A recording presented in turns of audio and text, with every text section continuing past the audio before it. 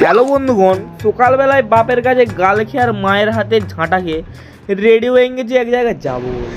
এই ঝাপত করে নিলাম চাবিটা, আর এই যে আমার 1 কোটি টাকার ডেবিট পুত্র, চলো আবার কি। তারপরেই তুলে নিলাম আমার হাফ লেডিস বন্ধুকে। যাই বলো, ছেলেটা ভালো, কিন্তু তার ওইটা ভীষণ কালো।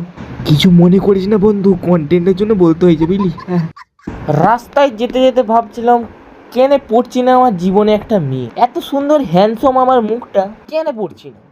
মনে হয় মেয়েদের মধ্যে ডিফেক্ট আছে। যাই হোক, একটুক্ষণ অপেক্ষা করার পরেই চলে এলো আমার শ্বশুরের লাক্সারিয়াস প্রাইভেট বাস। তাই লাক্সারিয়াস ভাবে আমাদের এন্ট্রি হলো কাকার বগলের গন্ধ শুনে। মা গো মাগি গন্ধ। তো হেভি জায়গায় একটা সিট পেলাম, মানে এই যে এই পেছন দিয়ে বসার মজাটা একটা আলাদা হয়।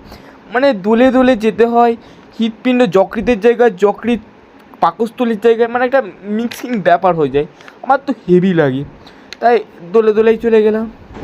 তোমরা কি জানো, আমার একটা হেভি বড় স্বপ্ন আছে। আমি একদিন একটা বড় লোকের মেয়েকে পটাবো, তারপরেই টাওয়ারটা টয়ে উঠে যাবো, দিয়ে মেয়েটাকে বলবো আমাকে বিয়ে কর, তোর হাফ সম্পত্তি আমার নামে লিখ, তারপরে নামবো, না হলে নামবোই নি। এ হেভি আইডিয়াটা না? হ্যাঁ শুনো, এই আইডিয়া টিপসের জন্য চুপি চুপি আমাকে সাবস্ক্রাইব আর ফলো করতো, আমি কাউকে বলবো নি। আর এই সূর্য মামাকে তো বুঝিয়ে পারলো, তোমার একটু বাইনেসটা তো কম করো, আমরা যে কালা হয়ে যাবো বুটে। তোমাদেরকে আরেকটা কথা বলা হয়নি, আমি কন্ট্যাক্ট গিরিও করি। এই ঝাড়গ্রাম, মেদিনীপুর, রানাঘাটটা, মেদিনীপুর, বাঁকুড়া, আর চলে আসো চলে আসো। চলো আমি আরো কন্ট্যাক্ট গিরি করি, আর তুমি ফলো আর সাবস্ক্রাইব করে দাও।